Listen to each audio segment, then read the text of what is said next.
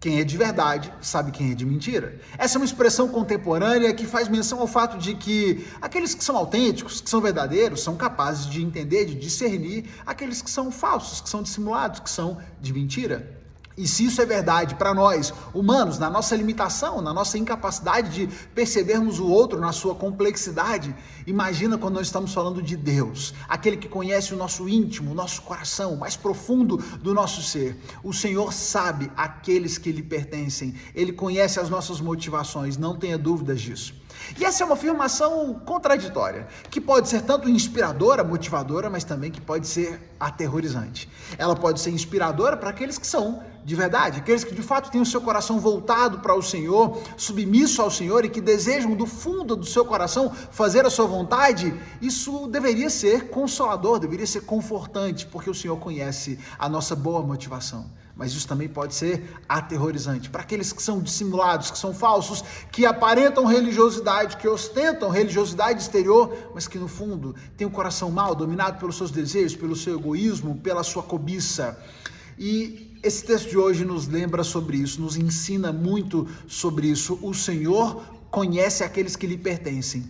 E, afinal de contas, o que ele encontrará dentro dos nossos corações. A leitura de hoje foi intensa. Eu lembro de uma vez que eu fui assistir um filme no cinema e eu saí com um torcicolo de tantas cenas de ação, de tanta movimentação que havia nas câmeras, e eu saí do filme tenso. Esse é um texto que nos deixa meio assim no final da leitura. Muita coisa acontece, muitos acontecimentos fortes, marcantes. E se você fez a leitura, aliás, se você não fez, não assista esse vídeo sem fazer essa leitura. Faça a sua leitura, leia o texto, vale a pena. Tem muita coisa para você aprender com essa leitura de hoje, de Números, capítulo 15, capítulo 16 e capítulo 17. No final do capítulo 14, nós tivemos a condenação do Senhor por causa da rebeldia, das reclamações do povo, aqueles que deixaram o Egito, aqueles que foram contados entre os censos, que tinham mais de 20 anos, quando foi feita a contagem, eles não entrariam na terra, não herdariam a terra, ficariam no deserto, morreriam ali. Ali era a linha final, o destino deles. Mas esse povo, de tão rebelde que já estava, ele continua se rebelando, e o povo, inclusive, tenta entrar na terra contra a orientação e sem a proteção de Deus. No finalzinho do capítulo 14 nós tivemos isso. O povo diz, ok, nós erramos, reconhecemos, mas já estamos aqui, estamos prontos e nós vamos entrar. Assim mesmo eles começam a subir o morro, eles começam a subir a montanha sem a presença, sem a permissão de Deus, sem o cuidado e a proteção do Senhor, e eles são enxotados de lá pelos amalequitas, pelos cananeus, e essa rebeldia do povo só cresce, só aumenta. O Senhor orienta esse povo a que seja fiel, a que permaneçam fiéis a Ele, a que se lembrem dos mandamentos, mas eles são arrogantes, eles são teimosos, e o fato é que começam uma rebelião contra o Senhor. No capítulo 16, nós temos que Corá, Datã e Abirão, três levitas, três descendentes da tribo de Levi, e que são então da liderança e compõem ali essa equipe de serviço do tabernáculo, serviam ao Senhor. Eles começam uma conspiração contra Moisés, contra Arão, eles com mais 250 líderes, gente influente, membros importantes da comunidade, começam uma rebelião contra Moisés, contra Arão, se reúnem na porta do tabernáculo, querem depor essa liderança, porque afinal de contas eles estão oprimindo os pobres levitas, estão se colocando como superiores a eles. Veja como eles estão movidos por arrogância, por prepotência, eles querem ser maiores, e quem Moisés e Arão acham que são para se colocarem acima de nós?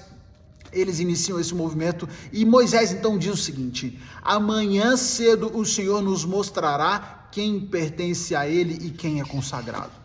O Senhor, aquele que sabe quem lhe pertence, amanhã cedo ele vai mostrar, ele vai deixar claro quem pertence a ele e quem de fato é consagrado. Se vocês estão se achando injustiçados, vocês estão achando que nós estamos agindo fora da vontade de Deus, amanhã o Senhor mostrará. É interessante notar a arrogância desses homens, que se consideravam e insistiam, não, beleza, então vamos ver, Deus vai mostrar. Eles estavam tão dominados pela sua própria arrogância que eles não conseguiam perceber que não, eles não pertenciam ao Senhor, não, a motivação deles não era justa, eles não queriam a causa de Deus, e eles só descobriram isso quando foram julgados e condenados pelo Senhor. Moisés orienta eles, diz o seguinte, então faz o seguinte, junta todo mundo, todo esse povo que se sente injustiçado, traga um incenso amanhã para o Senhor, cada um pegue o seu incensário, vamos todos para a presença do Senhor no tabernáculo, e o Senhor há de mostrar aqueles que de fato lhe pertencem. Esses homens se ajuntam no dia, inclusive alguns deles, quando são chamados por Moisés, se recusam aí, não, nós não vamos não, quem Moisés acha que é para dar ordens e dizer o que a gente deve fazer. O fato é que todos esses homens são colocados, se colocam diante do Senhor, todos eles morrem por causa dessa desobediência. O Senhor quer castigar, de início o Senhor fala que vai castigar todo o povo, Moisés fala, não, o Senhor castiga apenas aqueles que estão em rebeldia, o Senhor castiga aqueles que iniciaram essa rebelião e todos esses que fizeram parte dessa rebelião, numa demonstração clara do seu poder e da sua condenação sobre o que eles haviam feito. Moisés e Arão vão à porta das tendas, o Senhor diz para eles, então se afastem todos das tendas dessas famílias que se rebelaram, desses homens que iniciaram essa rebelião, essa conspiração, e o Senhor então exerce juízo quando o deserto se abre, o solo se abre para engolir aqueles homens, aquelas tendas com todas as suas posses, e eles são engolidos vivos pela sepultura diante de todo o povo. O que acontece depois disso? O povo se arrepende? O povo percebe a clara demonstração do poder de Deus e pede perdão para Moisés e Arão?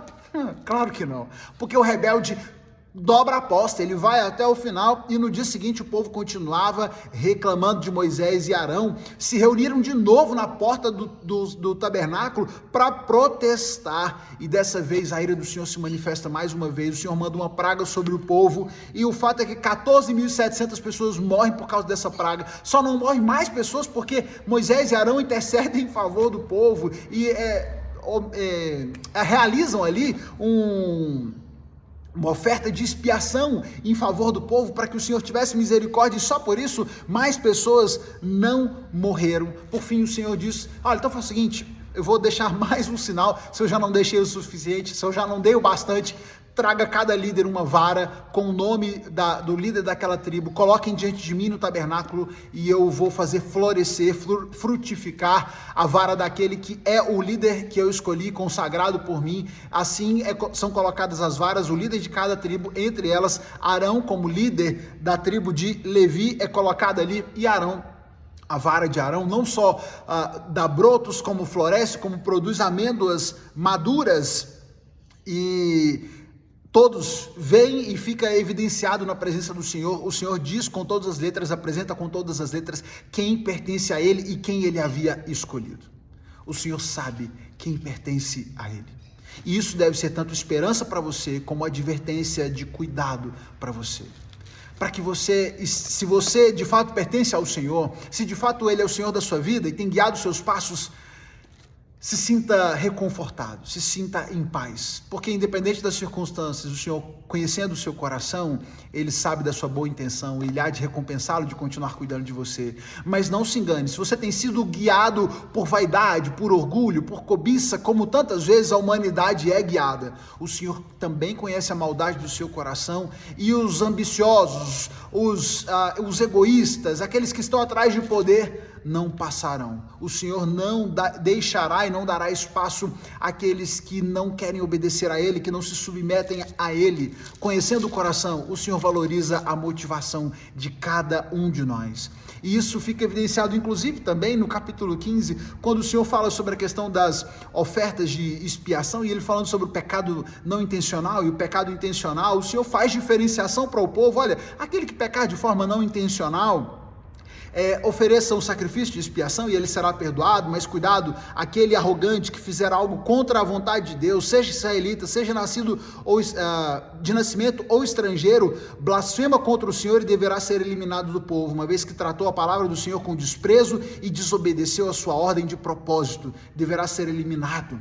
Aquele que peca deliberadamente, conscientemente e resolve por escolha desobedecer ao Senhor, será tratado com muito mais dureza, porque escolheu desobedecer, escolheu se rebelar contra o Senhor. Depois de tudo isso, o povo entra em desespero. Oh meu Deus, e agora vamos todos morrer?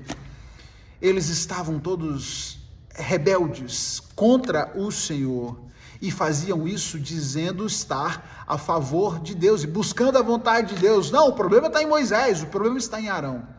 Muitas vezes o problema está em você, no seu coração que tem sido dominado por desejos maus, por vontades próprias, egoístas. Cuidado, o Senhor conhece aqueles que lhe pertencem. O Senhor sabe quem é de verdade.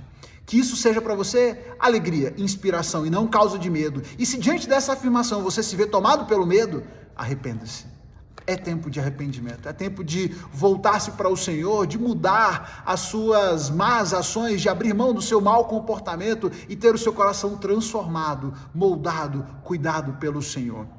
Hoje, a reflexão ficou bem mais longa, mas com um texto tão intenso e com tanta profundidade não dava para ser diferente. Que Deus te abençoe, siga lendo a sua Bíblia e não se esqueça, o Senhor conhece aqueles que lhe pertencem, que o Senhor te encontre fiel a Ele em todo o tempo, desde o mais profundo do seu coração. Deus abençoe você, a sua família, compartilhe essa mensagem com alguém, você já sabe, amanhã a gente se encontra aqui para mais.